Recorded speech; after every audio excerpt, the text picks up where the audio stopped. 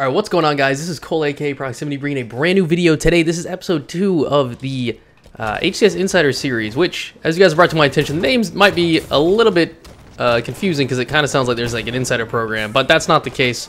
HCS is done for this game, but I know a lot of you guys still like it, and a lot of you guys still want to learn and maybe get prepared for Infinite. So either way, we're still doing this series, but that's basically where I'm just going through each game type and kind of running down how to play them. So I'm going to keep the name. That's my point. Because I like the name. I don't want to change it. So, yeah, we're playing Plaza holds today. So I know that there's this guy here. He's got a shotgun. I can't win that one. I was just trying to zone that guy and keep him from being able to push out exactly like he just did. But either way, I wasted enough time to where we were able to catch bottom mid without him messing that up. So I knew that guy was at the dip just because the way my teammate just died. It was just an easy prediction. But yeah, we want to be able to contest this bottom middle. We have numbers. We have map position. There's really no reason we should give this up. This guy's gonna run away dip. I'm gonna try to dodge nades and hopefully get this kill. Okay, well, we got one, but unfortunately it was cleaned up immediately. I was gonna try to keep that shotgun and keep slaying. But yeah, right now we have them spawning towards the loop area, over in that area, and then over here towards Yard, which is a good thing because we have two strongholds. We have map control. We're just trying to keep them away from them. So if we can keep them spawning where we want them, we have a pretty easy job just securing points as time goes on. Just keep slaying them.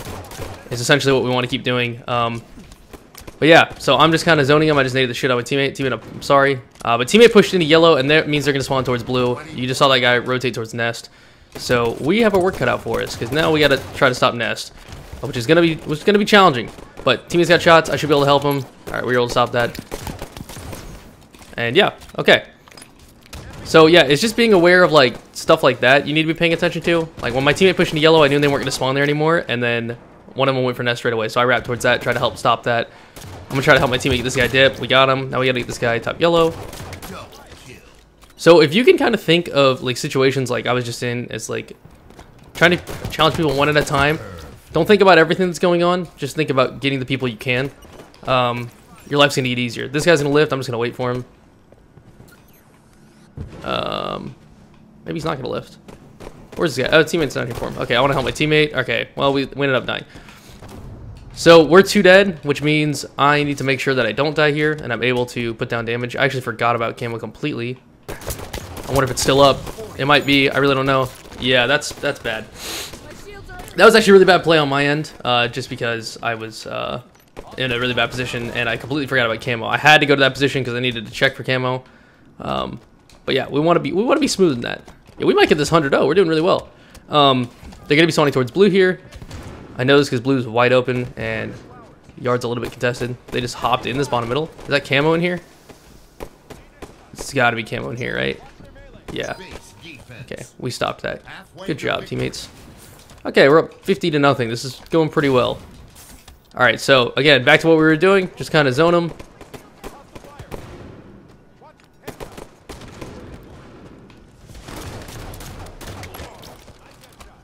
Okay, we got this guy bottom middle, and we got a guy nest. All right, I'm going to prioritize bottom middle here. Nest is a lot easier to get back, I feel like. All right, so that's good. So we can just collapse on this, and they have a lot less angles on it. So there's 2 here, one with S4. I just saw that.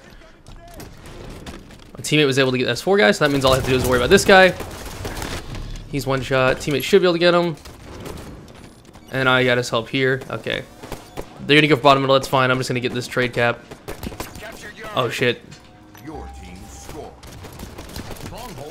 If you see what I did there, that's something that people don't do enough, I feel like, in Strongholds. I knew I was close to getting the cap, so I started getting shot, but rather than freaking out and turning and trying to kill that guy, I just used the pole that's in the middle of the Stronghold to strafe and make sure I could secure the cap.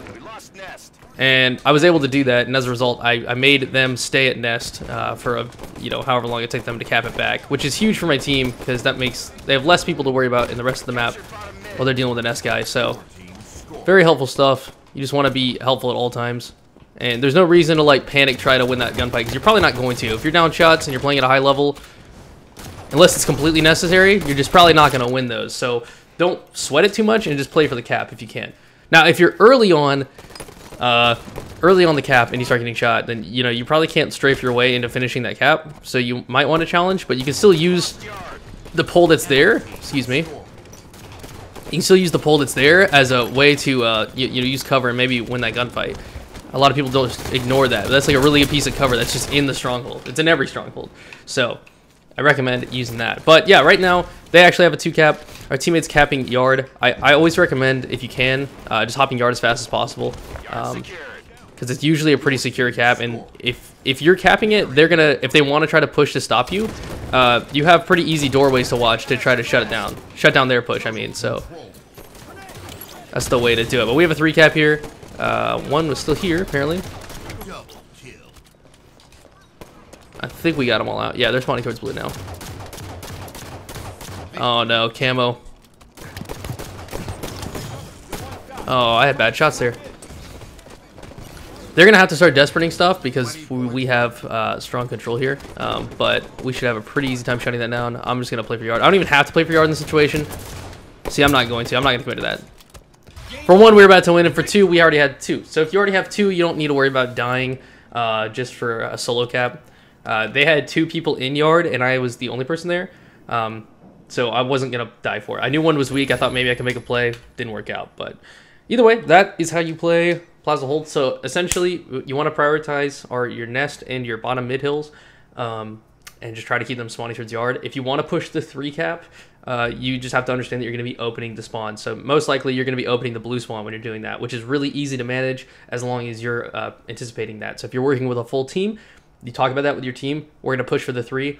Make sure you clear out all the tram spawners, and if you block tram, either by nading it or having somebody standing there, they're going to be spawning towards blue and towards the nest area, which is, like I said, pretty easy to manage. They're going to get like low ground spawns or just spawn in a corner, and it's pretty easy to barrage them with nades and just keep angles on them, as long as you communicate that well with your team. So I hope that makes sense. I hope you guys are still enjoying this series. I know Halo 5 doesn't have any more competitive tournaments, but like I said, I know people still want to learn, and I definitely encourage you to learn how to play competitive if you're interested in competing in Infinite. You want to learn as much as possible. I would even recommend also learning how to play Halo 3 competitively, just because you don't know how Infinite's going to be, and you want to be as well versed as possible. I've been grinding some Halo 3. I'm having a lot of fun, and I probably, whenever I feel more confident in my ability to understand the game at a super high level, I will break down how to play that maybe for the series too. So we'll see. But I hope you guys enjoyed this video. If you did, make sure you leave a like. Check out my live stream if you catch me streaming. It's going to be twitch.tv/Proximitty. It's linked below, but also you might see the link on this video when this is going live. So please come check it out. And yeah, love you guys. Sub if you haven't already. I'll catch you guys in the next one.